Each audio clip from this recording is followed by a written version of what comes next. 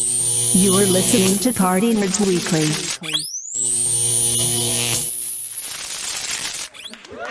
What's going on, fam? As you can see, it's Wednesday. It is 10 o'clock, and we are broadcasting live because we wanted to do something special for everybody out there that's been able to listen to a lot of our reviews, and we wanted to give you an immediate spoiler reaction, basically, from what we saw today on X-Men 97, because Bo DeMayo did not disappoint. He said episodes 8, 9, and 10 were going to be this over exuding just storyline. Basically, everything's leading up to the finale. 10 episodes, but I'm saying, man, episode 8. I mean, it all derives from the destruction of Genosha, and Bastion's plan has now come to the motherfucking forefront. And Jorge got the scroll ticker already on some bullshit. We talking about Magneto's Black Grease. All right. If we could go there, all right, and we're gonna get there, but bro, all right, so we understand that this underives tension between Cable and his daddy, because look, Cyclops is in the house, Cable's outside the house. He don't even want to be in the danger room. He just shooting bottles of fucking beer outside, probably something. Yeah, where the heck? And that's another thing. This is the third big battle that Storm has not been a part of. Can y'all let her get her groove on? No, let her get her groove on. Okay, no, back getting broken, leave her alone. I realize the fact that she's been fucking probably since episode 4. But I'm saying that woman needs to be a part of these fucking fight scenes. Every time there's a fight scene. Yeah, but I'm saying, bro, like, she over there getting her boogie on and everything like that. Right. The only time you saw her in this episode was when Professor Xavier was like, "To me, my X-Men," and she's like, "Oh, I gotta go, Forge." Yeah. To me, my like Thundercats when they call them Thundercats. Oh, enjoy life. So, of course, the overwhelming villain in this one ended up being Bastion, who has been known for the Messiah complex. Is more so the reason why there was even a reason for the reason for Days of Futures Past was basically because of Bastion, the Messiah complex, the second coming, where a lot of mutants started to die in the future, and then Days of Futures Past is basically our present, and that's where you see basically a lot of the mutants, some of the X-Men start to go back in time and try to fix things that started to happen when Bastion got there, because Cable starts to pretty much tell everybody about the entire future just being wiped out. Well, I'm sorry, a human utopia built on the backs of motherfucking mutants. So what he said was, I don't know if he was being ironic and shit, but he was like, Xavier's dream came true because the world was built into a utopia off the backs of mutants. So all the Prime Sentinels basically turned every mutant into a slave. So if that was the jump from the get-go, if we're talking about civil rights, if we're talking about like basically how the allegories for the mutants become a thing, the fact that you overwhelmingly turned a bunch of born powerful beings into nothing but slaves that build the planet into a utopia for humanity. And he starts to tell it that basically mutants were going to outnumber humans 10-1. Why? Because mutants be fucking. Okay. That's the fact. Just a fact. You know, sum up. Like if we want to be clear, Haas is a mutant. You know. Wait, what? Wait, bring that down for us. That's what I'm saying. Well, Newsflash. Just saying. You know.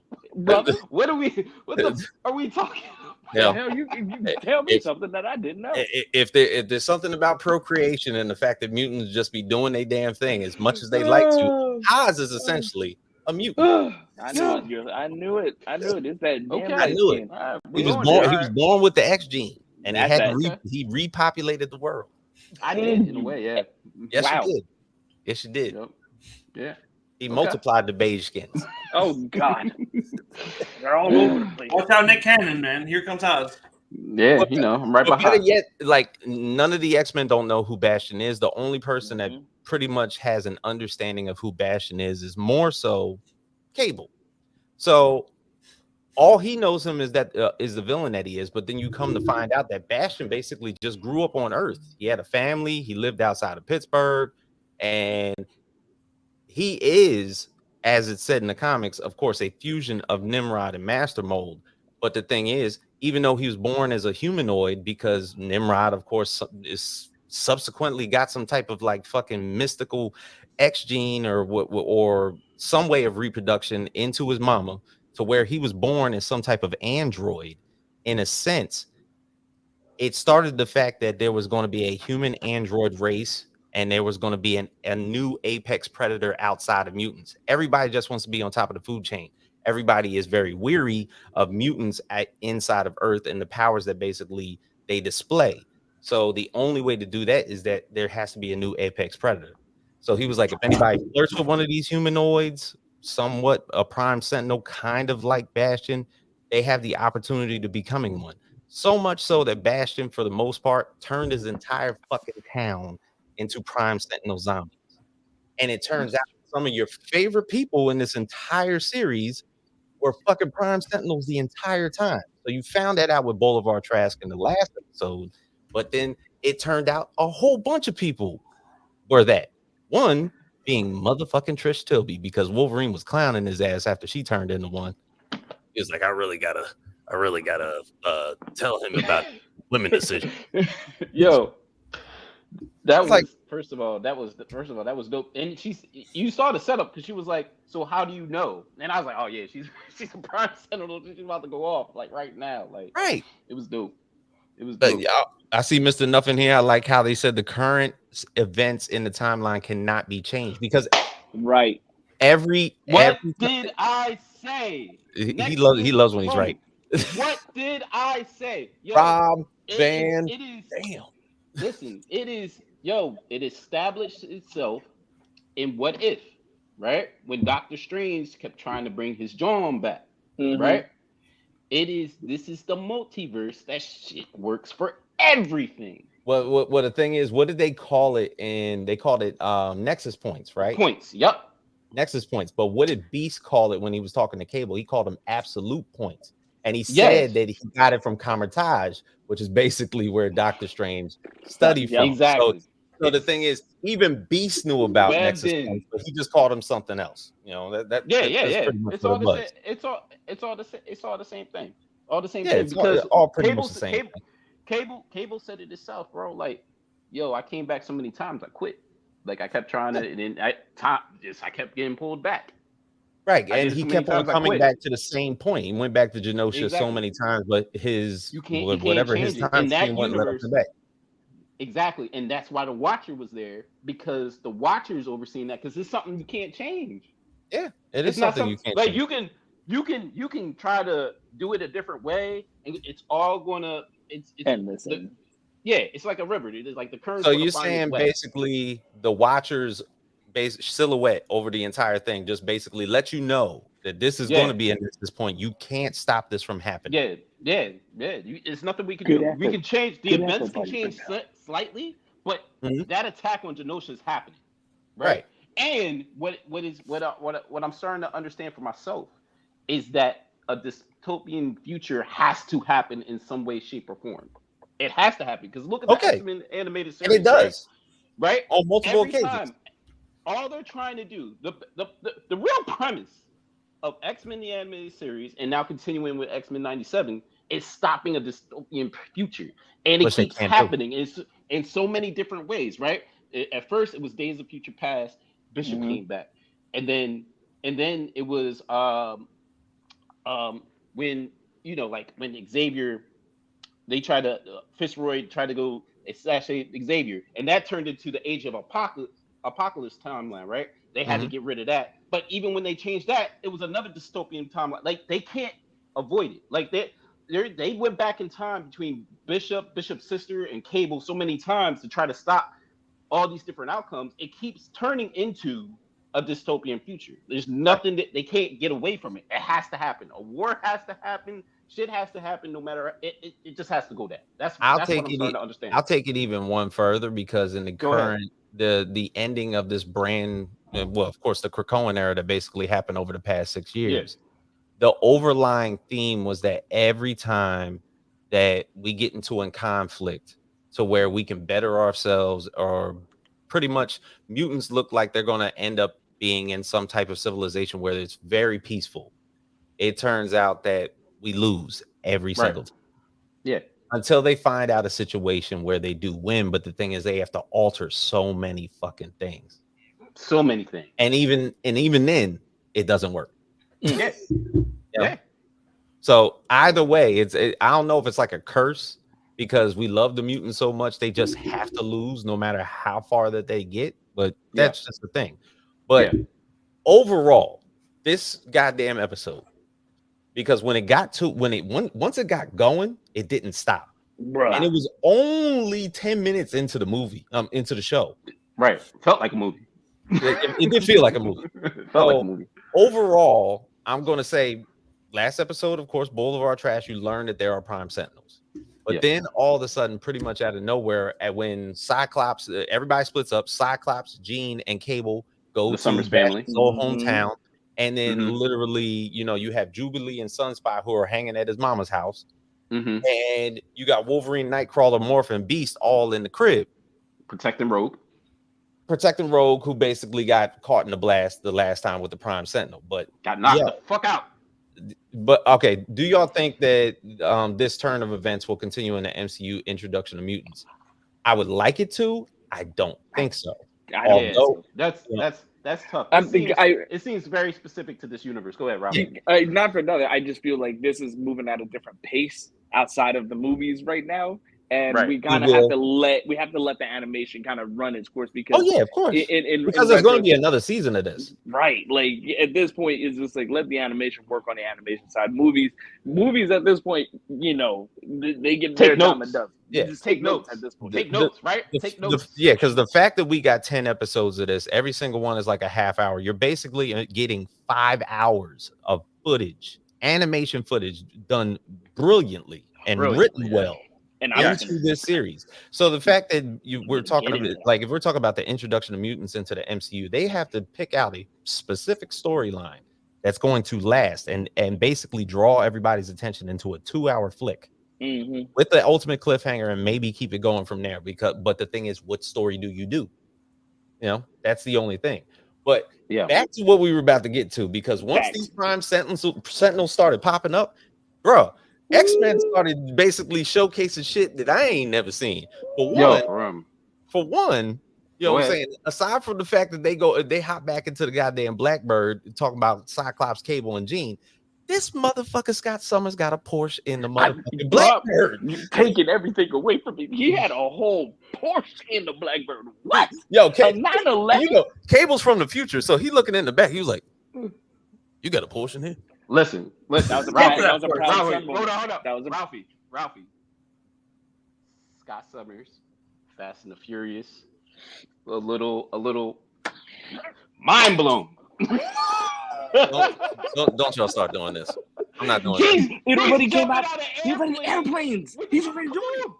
And he jumped. And he blew off the hood and started blasting stuff. Ralphie, who did he leave with? Family. All right, get out. Man, no, we're not doing it. Where's Andre? We need to start getting this script together. Oh my God. We're getting it together, bro. We're getting it together. I really don't want this to turn into maybe that scene, is maybe like a sort of pseudo Fast and the Furious franchise. The car blew up at the end, and then what did they do? They all stood there together. No, this motherfucker, they survived, and is carving his way out of a mountain. Oh my God! You can't fight this. You can't fight this, James. Family is everywhere. Fast and Furious. But yo, we're making Fast and the Furious canon in this universe. So we saw from the mid-season trailer that there was going to be a scene, and that Scott was over there talking shit. He was like, "Well, let's show them what the Summers are really made." That was so corny. That was the corniest. I was in the like, and then it's like Jean, and then it's like Jean knew what to do because Scott let go of the wheel, and she was like, "I got this motherfucker. Hold up, I can control this car with my mind." Again, a real Fast and Furious cliche, but continue. Okay, so but outside of that, Jubilee and Sunspot. Sunspot's mama is she ain't fucking with none of this. No, like, she's not. She don't fuck with her son. She protected her bank. But when did Mr. Belvedere become a fucking Prime Sentinel? Like, god damn. Yeah. So, but this is the other thing about that. She's throwing a charitable ball to basically get money for the sacrifice of Genosha and try to raise money for the poor mutants that happened down there. She's talking shit on the X-Men the entire time. And then when Sunspot comes in the room and said, yo, these motherfuckers are trying to kill us, she was like, I think you need to go with them, honey. I was like, what the fuck is wrong with this? She protecting the money. Brian. She's smart. She's protecting the money. Grimy as hell. I want Roberto's. I want his arc. All of next season is vengeance on his motherfucking mother. He gotta get all types. He need a whole side plot. Y'all are upset because of a trust fund that he has set up. The mom is looking in the hindsight like, all right, you done messed up. I'm trying to protect this because I'm out. I'm out soon, but. Here you go. You got a beautiful little girlfriend. She got little sparkles and stuff like that. And then you want to be Sunspot. No, I'm protecting the money. She's smart. Y'all not seeing the bigger picture. The only way. All right. So this comment here, the only way to explain the importance of Jubilee is basically through the animated series because she was brought on as the brand new recruit for the X-Men. So if you watch the animated series, they were an established crew. And then, of course, Xavier was still bringing in recruits. Jubilee was the brand new recruit that was going to get brought to the fold. And she was still learning her powers. She was kind of just minute to everything. And when you see her in this series, she's still kind of on that level. Like, but she's bringing Sunspot along. Yeah, she's bringing Sunspot along. Sunspot can already fly. He's already destroying Prime Sentinels. This bitch still got fireworks in her fingers. Yeah, she's like. That's pretty much all we can do for Jubilee. Is she going to eventually fly or something like that? Because she's not going to eventually fly. She's going to fly. And they better not do that vampire shit with her. I don't ever want to see that. But the ultimate was back at the mansion. After Trish Philby turns into the motherfucking Prime Sentinel and beats the dog shit out of Beast.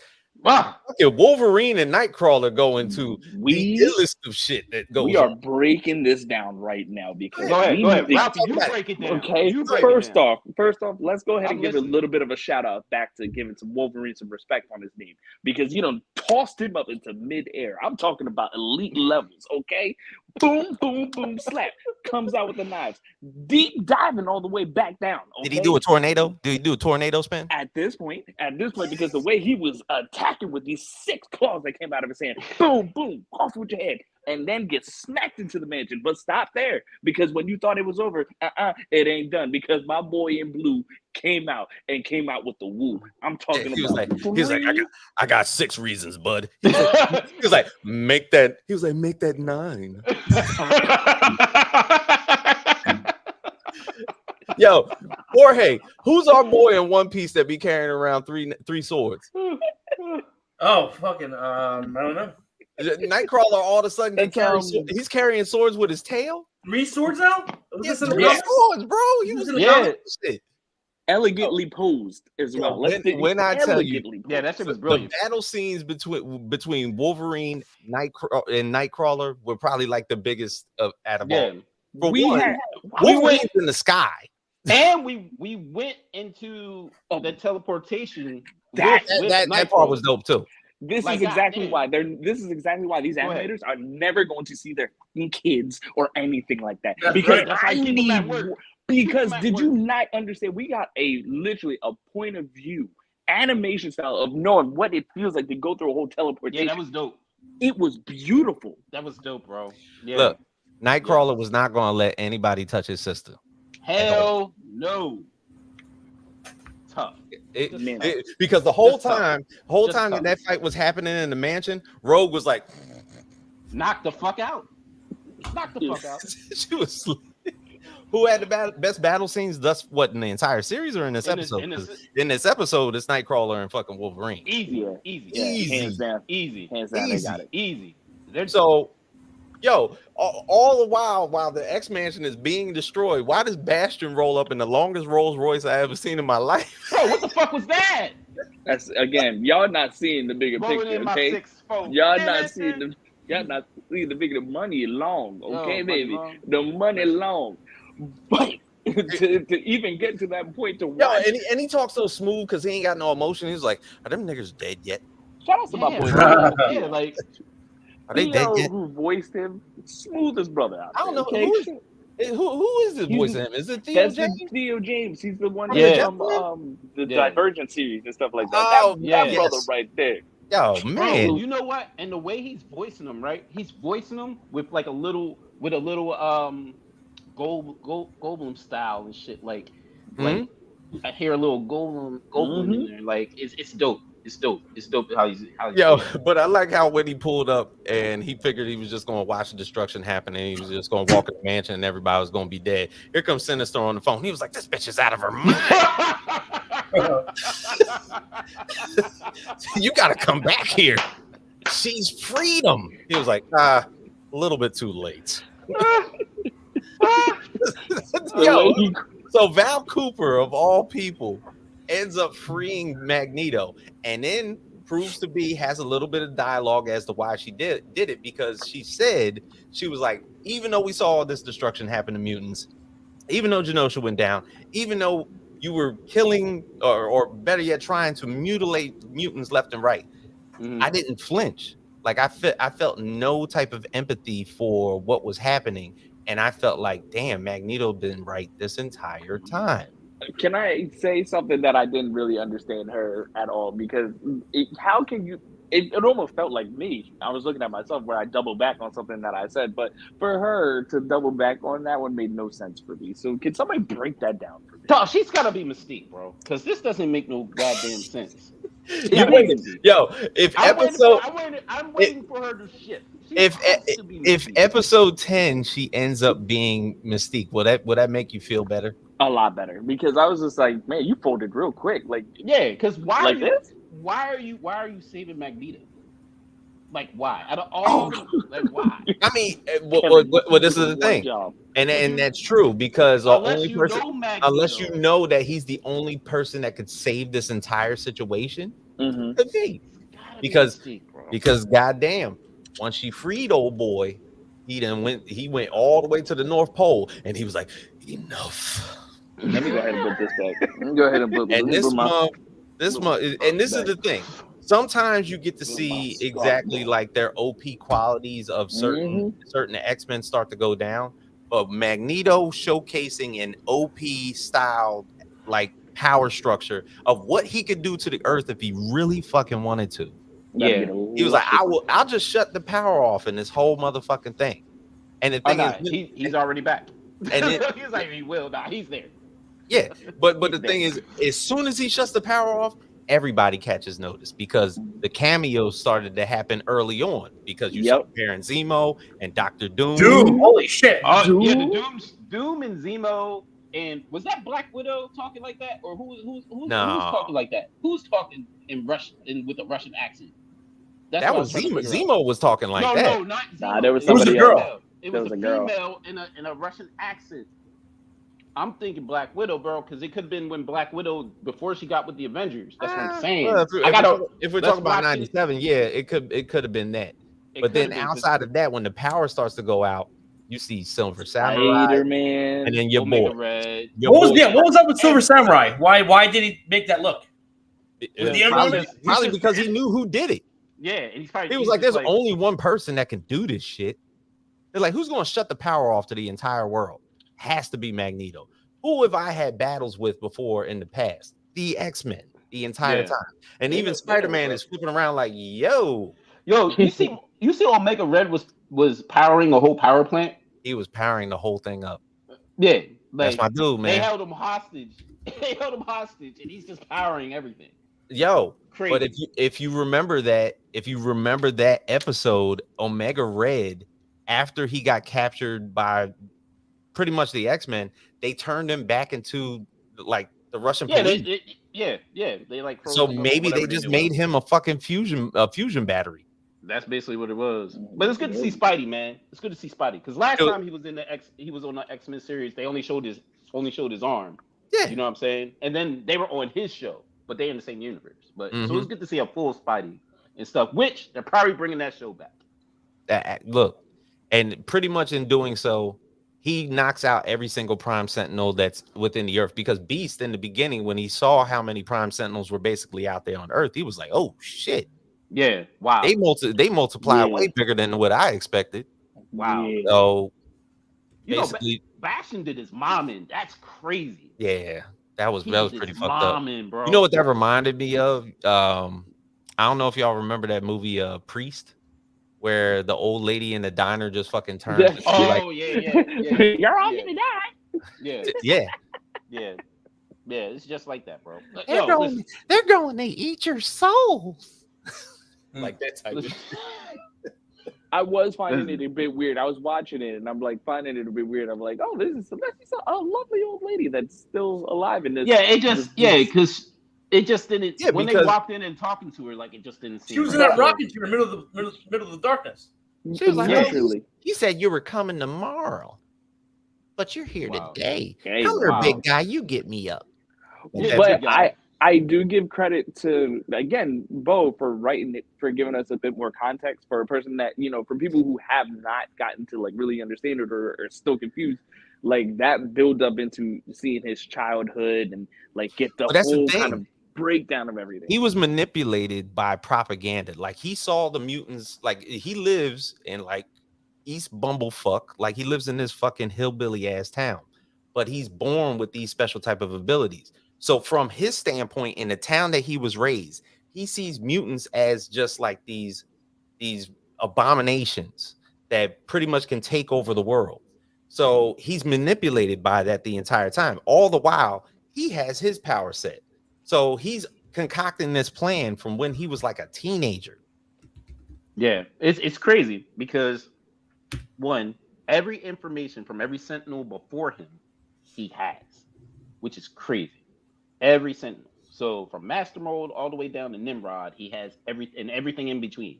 So all that information he has.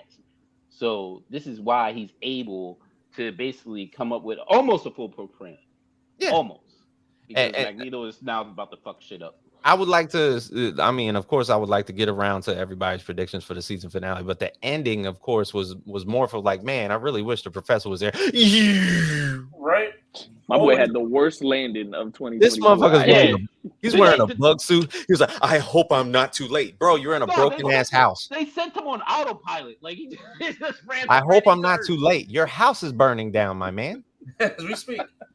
He was like, sorry, that house been blown up at least 3,000 times. Yeah, and they ain't worried about it. To me, my X-Men, that's the only time you see fucking Storm. And then it cues off from there. So because she's still drinking wine and making love. Yes, she is. She's in the middle of making love until Professor. I am here to make more mutants. He lost his legs. The reason now you know why he don't got no legs no more. When he crash laid the leg, his legs go, it's gone now. My boy stop to break. Legs is going again. So are you trying to say that Charles lost his BBL? Hey, he lost a lot more. He lost that. His BBL's gone. His whole bottom side. He left his woman up there. He was like, "Bitch, I gotta get to my kids." Oh, you don't understand. I gotta get to my kids. So they really put him on autopilot though and smashed him into the earth. Like this shit is crazy to me. My thing now that Professor X is now in the show for these last 2 episodes. Bastion, of course, is still out there. There's probably going to be a big ass confrontation with Bastion in episode 9, which is I think is going to be the ultimate denominating factor. But the thing is, which small little prediction for episode 10, I feel as though once they do that, Magneto's going to be the one to step in and go a little bit too far to where Xavier's like, no, don't do this shit. Too late. Like I said, not my prediction, or my anticipation, I guess, is I want to see the dynamic of Charles being alive. Like, how is everybody going to take that? Like, does it come off as, oh, you've been deceitful? Like especially like Magneto, kind of taking ownership. He's like, "Yo, I thought you was dead, and you let me with these motherfuckers. Like, what the fuck? Now I'm now all is gone. I'm going to let loose because you lied to me." He's like, and then he throws his car. While you was going, I went to trial. These motherfuckers, this motherfucker gave me a shave while I had a neck piece on. I ended up butt naked tied to an X. This is true. Balls were spread. But all right. So in that, when they were talking about the future that Bastion came from, right? Basically, Mm-hmm. like, so did y'all see older Polaris, Magneto's daughter? Yeah, and I saw Anoski, which is basically like, Rachel Summers. Yeah. So like that future was kind of like that shit. Like it's kind of weird because it was like they had what do you say, like a few whatever mutants survived were like working like workers. Yeah, they were slaves. They were workers, right? Slaves, right? And then I guess the Sentinel Prime race took over, but it was like but there was peace. Yeah. They were overseers. So the Prime Sentinels were working with humanity in order to basically drive Earth into the future. All the while, the building blocks, the construction people for the entire Earth were mutants. Again, just slaves. Yeah, like if we're going to live in a utopia, somebody has to build it. And that's a far as future because Polaris looked like she was like 80 or 90. And that's Magneto. That's Magneto's daughter. So like it was like she was like doing old. Does. Yeah, but doing what he does. These motherfuckers were working at a quarry. Yeah. But if this is just the first episode of a season finale, 9 and 10 got to be like, oh shit! Like all we saw was basically somebody hit the on switch, and you started to realize that there was this many Prime Sentinels on, and then Magneto just basically took that light switch and turned it right the fuck back off. So which I'm sure we'll talk more about it on Monday. But are we? So at some point, the Avengers got to step in and be like, "What the is going on here?" Magneto's back, like Magneto set the planet down. You heard what Wolverine said. He was like, "Well, Magneto did it," and he was like, "He declared war." So if everybody starts arriving trying to shut down the X-Men, is Charles just going to be the peacekeeper and has to stop Magneto? Which is what he usually is, and then Magneto's going to be like, "Nah, fuck that." Like, could we possibly get Avengers versus X-Men in episode 9 or 10? More so like the initial responses of a conflict that's waiting to happen going in. Because it would be season 2. Because it seems like in this universe, the Avengers make moves per what the government says. Yeah, because the Avengers are cops. Yes, and the top cop is goddamn Captain America. So super cop. And it's only right in the ghetto Milky Way. Well, obviously he would. Come on, it all adds up, baby. It all adds up. Obviously, he would have showed up in this episode, but he was still walking to get his shield. Yeah, he still can't. He's still. Yeah, it's gonna be a while. It's gonna be a while. It's a long walk. Like that bitch. Yo, listen. Remember again. What I'll tell y'all, Bastion. I didn't think he was going to let it loose that early. I thought he was going to let him come. I thought he was going to let Xavier come to Earth and then blast him. He blasted him before he even got here. How did this motherfucker got a live satellite from Chandelar? Yo, crazy. Boy was wait. This motherfucker Bastion is the TMZ of mutantdom. He was like, y'all know this motherfucker's alive, and he's up in space getting married right now. Look at this bullshit. You better look at your boss. You better look at your boss. Hold up, we can see you, Charles. They've been lying the entire time, all so we can give sovereign nation to this place called Genosha, and Genosha just blew the fuck up to the point where we had to take all that shit back, right? So we can't really trust mutants, can we? But he just up there with new legs, getting it on. But that's another thing. People on TV were watching that, like, oh fuck, they're like, that motherfucker's walking. He's a complete fraud. He's a fraud. He can He's a walk the fraud. entire time. Yo, oh That's what my I'm saying. God. That's why it makes it so much more sweeter because again, he crash landed and he got. And he was already laying on the floor, legs is dangling, and he like, hold on. One of y'all get me up. One of y'all get me up. Somebody get me out this spaceship. Where the hell my chair at? God damn it. X-Men to me, where my chair? I hope I'm not too late. Why does this house look like this?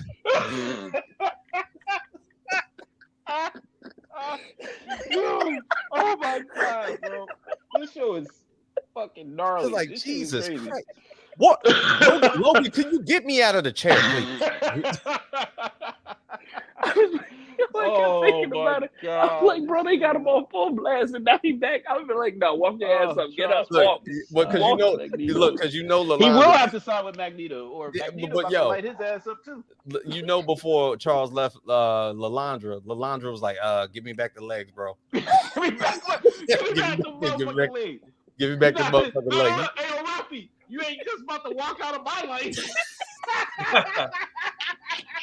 And you know what happens? And you know what happens when Xavier doesn't have anything to support him? He falls on the ground. My legs. My legs. X-Men, help me. And then his legs are just dangling on the ground like linguini. Like, what? Is somebody gonna help me? To me, my X-Men. To me, my X-Men. Somebody get me out this fucking spaceship. Oh my God, man. The writing. That's what I can't say. Yo. Oh my goodness. The jokes just write themselves. The animation. I mean, this episode was fire, and we're just warming up, bro. We got 2 more episodes. Just warming up. I'm actually going to be upset when this damn series goes away. I know, but they already. This is thing. Like they already greenlighted season 3. I mean, and of course. I have no idea how much done they have of season 2 already. Like at this point, all they can do. And I know they're not rushing it, bro. All they need to do. They're not rushing it. Just change Bo's name. As far as I'm concerned, give him a pseudonym. Just change him up. Be like, the new Tom Cruise, whatever you want to call it. He doesn't exist, but he in the background writing this because the boy is writing gold. Yeah, bro. Let him go by let him cook. Please let him cook, bro. Let him cook. But we're already going to get him in season 2, so that's already going to happen. Are. But they need to bring him back for season 3, bro. If they can bring back James Gunn, they can bring him back. And shout out to the director of the show, the animator, Chase Conley. And I've been telling everybody, yo, you need to look this brother up because basically these fight scenes that have been and the story. Yo, for them, listen, and I said it on the pod on Monday. Like, yo, for them to do the flying kick joint from Marvel vs. Capcom with Rogue. That's attention to detail. Chase, bro. Guess who will not be? Guess who doesn't need to worry about Christmas, New Year's? You don't have to worry about any special holidays, Hanukkah, whatever you might celebrate. It is gone because you were doing such a great job. You're stuck in this basement now. So come on over here, buddy. So I got a couple questions. Maybe just one. Okay. But so we see how long it takes for Invincible to get whatchamacallit. And I would love to say that this animation is better. Oh, of course. I mean, it took them like the X-Men's animation is better. Well, this is the thing. It took them 5 years to get this first season done. Of X-Men? Yes. Damn, really? So did they do season 1 and season 2 back to back? Because that's what it sounds like. We do not know. We don't know. We don't. It only took a year. It only took a year for Invincible to go from season 1 to season 2. And the thing is, season 2, they only gave us 4 episodes until they did a mid-credit fucking spacing. Yeah. And then gave us another 4 episodes after that. So that we only got 8 episodes. That's what I'm saying. Like, I feel like I don't. We need the AI to help with the animation. Some got to give. We need Bastion and show. But I feel we need Bastion to make these episodes. Yeah, I almost feel like we might get to season 3 of fucking X-Men before we get to season 3 of fucking Invincible. If you what you're saying is right, if they got season 2 already done animation wise, and they could put Right. season 2 out earlier, then you would absolutely be right. That would be wild. But this is the thing. When have you ever seen Marvel to be slower than anybody else? Very true. Very true. What if season 3 is about to come out? I don't listen. I'm looking forward to that shit. I don't think there's any contention against like Invincible as well too. Like the thing is they are putting products out there, and I think Invincible and that whole animation is its own separate thing. Like it's its own separate thing. But I don't. You remember when people were clowning the animation in this in the beginning?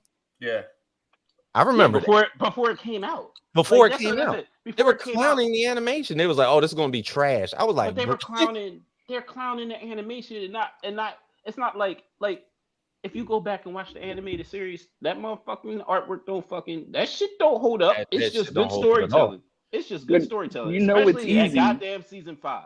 It's easy to put out the negative really early as opposed to okay, now appreciate it. Because honestly, like in the beginning you were like, oh, but they just kind of shaded this and darkened this up a little bit. No, it's easy to hate than it is to appreciate. They go from 2D to 3D. They added anime style fucking visuals. Like they're taking these moves of these characters and giving it like movie treatment. Mm-hmm. Right? They're giving all these moves like we couldn't get that 30 years ago. If Chase and his crew, because he shouted out a couple people today, basically from this episode, he said, shout out Marvin Britt and David Maximo. We triple team storyboard in the infirmary scene and Studio Mirror, which is an anime studio, killed it. Yeah. Basically putting all this together. So he said we definitely storyboarded because nobody has ever seen somebody else's point of view while being teleported and bamfed. Wow. He said Rogan Storm was a lot thicker though. Oh, we're just adding to the list of people who, again, you're doing such a great job. At this point, don't worry about summertime. The beach is just keep working. We'll bring the beach to you in the basement. But listen, the way it's looking, like to go from X-Men 97, and then a couple months later we're jumping into Deadpool and Wolverine, like. It's a beautiful time to be alive. It's a beautiful time to be alive. Yo, this is what Marvel was missing. The motherfucking mutants. Like that's all it was missing. Look, and it's even though it doesn't take much. Was dope. It still was. Infinity War, perfect. Endgame, great. But they were missing the mutants, bro. When it comes down to Marvel Comics, it's the mutants. It's Fantastic Four. It's motherfucking Spider-Man, and then it's the Avengers. Like it doesn't take much to say that the mutants run things at Marvel. I tell people all the time 100%. Because when we got the Avengers and you got your little Iron Man and your Captain America and your Thors and everything like that, when the most popular characters in Marvel start making movies and start making well-written storylines from their specific storylines, Spider-Man, Fantastic Four, and X-Men, those are your three. That's the Trinity for Marvel. So when they start doing real good shit, they ain't nothing. Everything's gonna fly. Well, the thing I'm gonna say it's gonna be a reach for Fantastic Four for me. I'm gonna go ahead and say that's fine. I'm gonna say that's fine. That's fine. We need cosmic level shit. Wait till Marvel. See, we were getting Fantastic Four movies from fucking Fox that they had no idea how to use the Fantastic Four. They ain't know how to use that shit. They ain't know how to use it. Wait till Marvel does what they do with them, right? We had E.M. Grufford as Mr. Fantastic. Come on, son. Yeah, come on. It just doesn't. None of that. It just didn't work. But what I'm saying is, like, through the all right, coming up in the 90s, bro, it was X-Men that whole fucking decade, bro. Yeah. It was X-Men. And Spider-Man. X-Men and Spider-Man. It was X-Men and Spider-Man. It was X-Men and Spider-Man. The video games, the TV shows, like, it was X-Men and Spider-Man in all media. The comics, that's what kept it together. And they're saving it. Spider-Man came in and helped save the MCU some, right? Shit. Spider-Man's the only movie that went what, $1 billion since what, Endgame? It's the only movie. It's the only one. It's the only one. And what did I predict for And look, predict for this Deadpool. I mean, he's saying I don't disagree. However, Marvel tried the mutant route before Avengers. Okay, 20th Century Fox did the mutant route before Avengers. Marvel Studios, the MCU has not tried. They couldn't. The X-Men. Legally, they couldn't do it. And that is Feige's baby. I hate to break he was on X-Men, and he was an AP on X-Men. He might have saved X-Men because he was the one feeding. He was the one sneaking comics into the studios. Because Bryan Singer didn't want none of that. He wanted them in black leather and doing some weird shit. And Feige was passing the comics along. They were like, "Yo, you have to get the essence of this character." So props to Kevin Feige. He probably gave a comic to fucking Hugh Jackman. He was like, "You see, Wolverine ain't motherfucking 6'3". The fuck you doing here?" You see this shit? What the fuck you doing here? You're like, hey Hallie, you see Storm right here? Storm ain't supposed to be light skinned. The fuck you doing here? Should have been Angela Bassett. That's what it would have been. Angela Bassett. It should have been Angela Bassett. That would have been perfect. She is Storm. God damn it. God damn. I mean, but either way, in Wakanda. Either way, I mean, it could lead to a lot of big things. And we got 2 episodes left. And I'm not even worried about them sticking the landing because I know that the ending of this motherfucking series is going to be phenomenal. And if we're going to get into the fact, well, yeah, and the thing is, you might not see Miss Marvel no more. We might not. You might not see her at all. But the thing is, they had to bring her in order to interact the fact that mutants were actually a thing. Now we know that there's mutants in the MCU. Yeah. But you haven't brought in the X-Men yet. But we still appreciate you. You did great. Don't ever lose faith. Everything that you do in life. What is wrong with you? You are hard. We really appreciate you. You're one of our favorites. You were so amazing. She's just a kid, Ralphie. And she has passion for this shit. Like, have you ever seen her talk about this shit? Like, Ralphie's trying to give away participation trophies and shit. Yeah, like she's a real one, bro. It's cool. Like, yo, she can stay. She knows what she's talking about. Yeah, I'm proud of you. So, for those of you that have never seen us here at the Party Nerds podcast, we will be live every Monday, 9 p.m. and we will be talking about episode 9 of X-Men 97 next Wednesday at 10 p.m. because these last 3 episodes, we feel like we got to get it to you a lot faster, but we will be back. See you guys on Monday. See us every Monday at 9 p.m. on YouTube, Twitch, Facebook, IG, Twitch. With your people.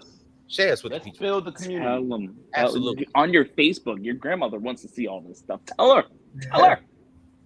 I don't want my grandma looking at me. I'm just trying to help the community out here. Party nerds. You know what? I wanted to say that. Party nerds. How about that? Party nerds. We are out.